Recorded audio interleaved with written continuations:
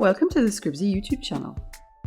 Some of our users have asked us for a video about how to add photos to your notes in SCRIBZEE. So this video is about enriching your notes with photos.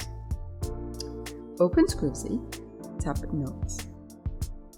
Open the folder that contains the note you want to add a photo to. Open the note that you want to add a photo to. Select the Edit icon, then select the Add Picture icon. Choose which photo you want to add. SCRIBZEE adds the photo to the note. You can reorder the pages by dragging and dropping the picture.